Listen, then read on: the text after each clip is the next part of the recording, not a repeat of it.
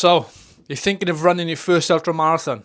8, 7, 6, 5, 4, 3, 2. Let me tell you, it's not just a longer race, it's an entirely different beast. When I trained for my first ultra, I made a lot of mistakes. But if I could do it all over again, here's exactly how I would train to make it not just survivable, but actually enjoyable. The mindset shift. It's not just a long marathon. First things first, training for an ultramarathon isn't about speed in the first case. It's about endurance, resilience, and mental toughness. At the dip then, for 5k I was fucking dangling, but come on, pull it back. Last kilometre, just done 452, 13k left, we're fucking grinding, come on! If I could go back, I'd start by shifting my mindset. Forget pace goals, the goal is to finish strong and injury free. Focus on effort over pace. I use heart rate, you could use RPE. It's your best friend. You need to slow down more than you think. If you think you're running easy, slow down. Many people are not running easy. Part 2, build gradually. The biggest mistake I've made many times is ramping up the mileage too quickly. If I could do it again, I'd never increase my long runs too much. Your long runs are important, but so are back-to-back long runs. I'd incorporate these earlier in training so you get used to running on tired legs. An example of a normal week for me could be Monday, rest or active recovery, Tuesday 5 to 8 miles or 13 kilometres, I use kilometres. Wednesday, a long run, probably around 20 kilometres. Thursday, rest and cross training. Friday, easy 10k or 6 miles. And then Saturday, anything from 10 to 20 miles. And Sunday, anything from 18 up to 30 miles. I do longer distance. You could alter that yourself. Notice a balance here. It's about building fatigue without overtraining. There's rest, there's recovery, and there's strength and conditioning. Specific sessions. I'd start adding in specific sessions. Now, if you're running an ultra, chances are, unless it's a road ultra, then there's going to be hills. Even if your race isn't hilly, training on the hills builds leg strength and endurance. I'd put one hill session in a week at least. And rather than doing hill sprints, I do hill reps. They're longer bursts of sessions, like 3 minutes at a sustained effort rather than sprinting your bollocks off for 30 seconds. It's not just about miles, it's about hours. If I go back, I'd focus more on long runs based on time rather than distance, time on feet. Running for hours on trails is completely different from running 20 miles on the flat roads. If your ultra is on the trails, train on the trails. Practice technical descents and uneven terrain. Run downhill.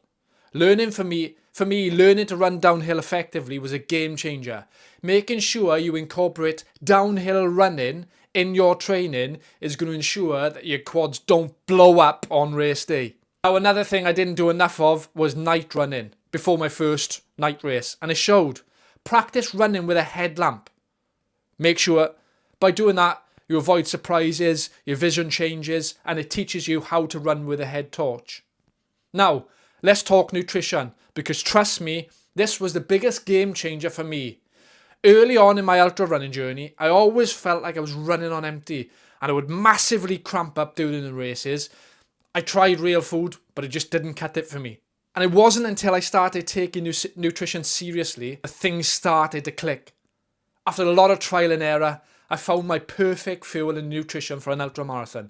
1 sachet of Tailwind in a 500ml bottle plus a salt tablet every hour. This combination was the catalyst that turned me from a mid-pack runner into a competitor who started winning races, setting course records, and even podiuming 7 out of 8 ultramarathons in 2023. It was all about nutrition change. For longer races, I've recently found that a quick energy boost from Kendall Mintco really supplements the Tailwind perfectly, giving me that extra kick when I need it most. If you want to try them yourself, you can get 10% off using my code LeeRunsUltras. Next, I'd experiment with shoes. I'd invest more time finding the right shoe and to test them on the long run, on the hills, on the technical descents. Make sure they're comfy, make sure they're durable, and don't forget about socks. Now for me, my go-to are Injinji or Stance. Those are the socks that I use. When you're training for an ultramarathon, wear your vest. It's a complete different feeling from going for a run without a vest, especially when it's fully loaded with kit. So train as you go into race. And don't worry what anybody says if you're only going on a short run on TikTok that you're carrying your vest. You're training for an ultramarathon. Don't worry about it. Weather. Ultras can throw every type of weather at you.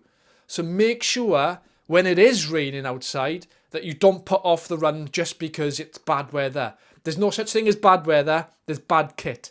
Make sure you find a good waterproof jacket, waterproof hat to ensure you don't pussy out of those bad weather runs. Next, I'd also emphasise more focus on recovering. Foam rolling, rest days, nutrition, making sure I take on the protein. Injuries just don't slow you down. They can end your race before it starts. Training for an ultramarathon is tough, but crossing that finish line is like nothing else. If I could go back and do it again, I'd train smarter, recover better, and enjoy the journey a lot more. If you're planning your first ultramarathon, trust me, you've got this. I want to talk about something that's spoken about all the time, where people say they can't run ultramarathons because of their shape, because of their fitness. Anybody can run an ultramarathon. If you're dedicated to your training and you follow the things that I've just said there in regards to training for your first ultramarathon, you can run an ultramarathon. For me, ultramarathon running is probably 90% mindset, 10% fitness. Your mind will quit way before your legs do. And once you learn that, you can use that to your advantage because you know it's going to hurt. You're going to be in the pain cave. But this will get you through. If you don't have the right mindset and the right discipline and the right grit from the start, you will never complete an ultramarathon. However, if you believe in yourself and actually push yourself, you can do an ultramarathon. If you're physically able, anybody can run an ultramarathon. It's just a matter of training the mind. And for me, I've now been running ultramarathons since 2009 and I've encountered every single mental battle you could imagine.